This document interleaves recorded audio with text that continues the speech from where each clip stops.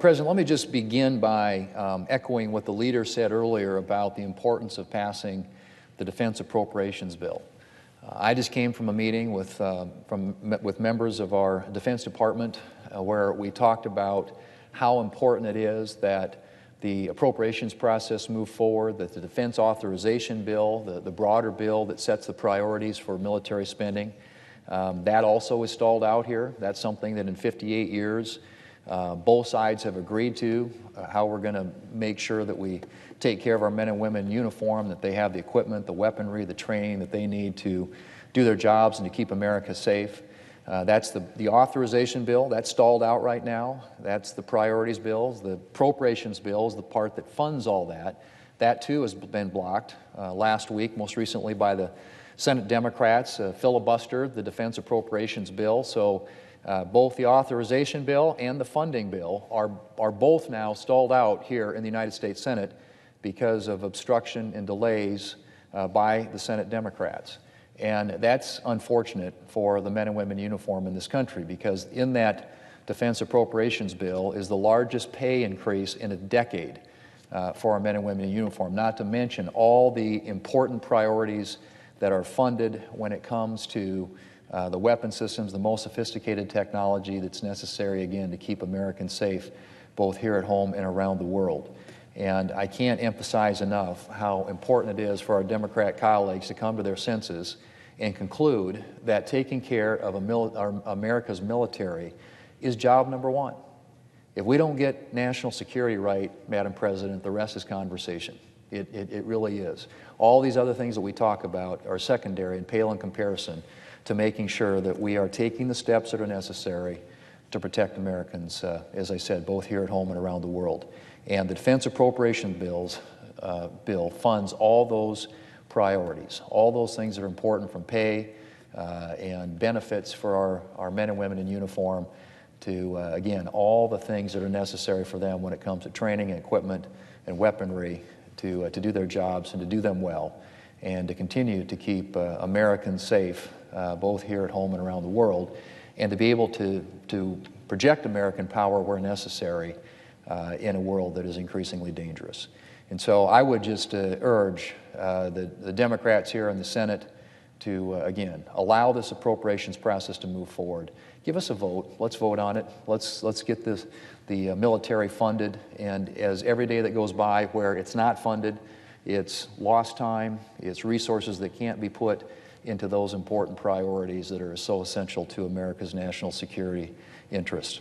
And so we've got a filibuster being conducted by the Senate Democrats. It needs to be stopped. We need to move forward with the Defense Appropriations Bill, and I hope that the Senate Democrats will come to the conclusion that that is the right thing to do, not only for the United States Senate, but more importantly for our country. Madam President, the Internet has brought Americans a host of benefits, a wealth of information at our fingertips, unparalleled convenience, new opportunities for education and commerce, and innumerable new methods of communication. But I don't need to tell anyone that along with the countless benefits of the Internet have come a number of concerns. One thing that's on the mind of many consumers is privacy. As the Internet gradually permeates every area of our lives, Internet companies become the repository for an ever-increasing amount of our personal data, our personal information, from what we ate for dinner last night to the temperature that we like to keep in our house. As chairman of the Senate Commerce Committee's Subcommittee on Communications, Technology, Innovation, and the Internet, I spent a lot of time focused on data privacy issues. This past June, I convened a hearing entitled Optimizing for Engagement: Understanding the Use of Persuasive Technology on Internet Platforms. And at that hearing, we heard from a variety of experts about the ways companies use consumers' personal data to determine what individuals see online. As I said at the time, one reason I decided to hold the hearing was to inform legislation I was developing that would require Internet platforms to give consumers the option to engage without having the experience shaped by algorithms that are driven by their user-specific data. And last Thursday, I introduced that legislation called the Filter Bubble Transparency Act here in the United States Senate. And I'm proud to have a number of bipartisan co-sponsors on this bill. Senator Blumenthal, Senator Moran, Senator Blackburn, and Senator Warner have all co-sponsored this legislation, and I'm grateful for their support.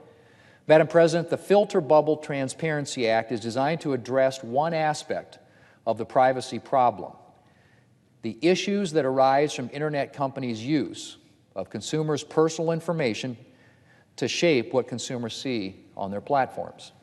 Many people are unaware that much of the content that they see on the Internet is determined by sophisticated algorithms and artificial intelligence that draw on data about each consumer's online activity.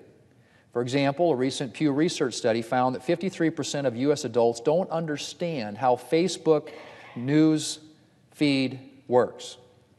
Many of us know that Netflix is curating information, recommendations specifically for us based on the movies and the shows that we've watched. They use past behavior to project what future behavior is going to be, and so they take all that information and they aggregate it, and then they use that to recommend certain things that we might want to see. And a lot of us are aware that Amazon is delivering product recommendations based on our purchase history. In other words, when you buy things online, you see the ads for the types of things that you buy online. But the reality is that Internet companies have moved far beyond just recommending TV shows or just recommending things that you might want to purchase. Increasingly, every aspect of our online experience is personalized based on the vast amount of information that companies collect about us, from our age, our occupation, to how many times we visit certain websites. The data used by these companies to make predictions about us comes from a wide range of sources, from smart devices like Alexa, Google Assistant, Ring doorbells, and Nest devices, to scanned emails and documents, to data acquired from third parties like banks, credit card processors, and health data services, among many other sources. This data is used to make statistical predictions about how we're going to behave in the future. And this statistical prediction making is happening on a massive scale.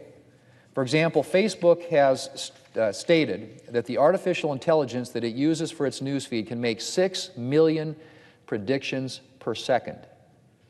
Billions of people are being fed content on Internet platforms that is basically selected for them by algorithms trying to make predictions about what will keep each user engaged on the platform. And clearly, the powerful mechanisms behind these platforms meant to enhance engagement also have the ability, or at least the potential, to influence the thoughts and behaviors, literally, of billions of people. That's why there is widespread unease about the power of these platforms, and why it is important for the public to better understand how these platforms use the information that they collect to make predictions about our behavior. As I've said, a significant cause for concern is that most people are not always aware that the information they see is being filtered. We're trapped in what one observer has termed the filter bubble, our own private world, filtered search results and tailored content without even knowing that we're there. There are real concerns that the ever-increasing use of filters to shape our Internet experience contributes to political polarization, social isolation, and addiction, as well as permitting companies to manipulate user behavior. My bill, the Filter Bubble Transparency Act, takes aim at these concerns by requiring major Internet platforms to notify consumers that the information they're seeing has been selected for them using filters based on their personal data. It would also require these sites to give consumers the option of seeing unfiltered results. So Twitter provides a good example of what the Filter Bubble Transparency Act would do. Twitter gives consumers an option to view an unfiltered timeline through the use of a prominently displayed icon that's easy to access throughout a user's time on that particular platform. Consumers have the option of viewing the timeline that Twitter has curated for them, which pushes the posts that Twitter thinks they want to see to the top of their feed, or viewing an unfiltered timeline that features all posts in a chronological order. That's the kind of option that my bill would give to consumers on other types of social media platforms. Consumers would be able to choose whether to see an unfiltered social media feed or search results, or whether to view the curated or personalized content that the site chooses for them. It'd be an option. We believe this gives consumers more choice and more control. And they'd be able to easily switch back and forth between the two options whenever they wanted. After all, consumers may want to see the filter-driven content in some cases. I mean, I would certainly prefer to see Netflix recommendations that are tailored to my viewing history. And if you have 1,000 tweets to read, it can be useful to see the ones that you're most likely to be interested in at the top of that feed. But, Madam President, consumers should also have the option to escape from that filter bubble and to see information that has not been selected specifically for them. Madam President, I strongly support a light-touch approach to Internet regulation that allows the free market to flourish. The Internet would not have grown the way that it has had it been weighted down with heavy-handed government regulations. But in order for free markets to work effectively, consumers need as much information as possible, including a better understanding of how Internet platforms use artificial intelligence and complex filters to shape the information that those users see and receive. My bill would provide transparency and consumer control without jeopardizing the opportunity and the innovation that we've come to expect from the tech industry.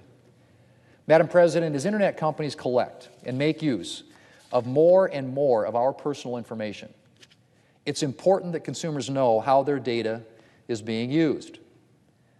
And at an even more basic level, it's important for consumers to know that their data is being used to curate the content that they see.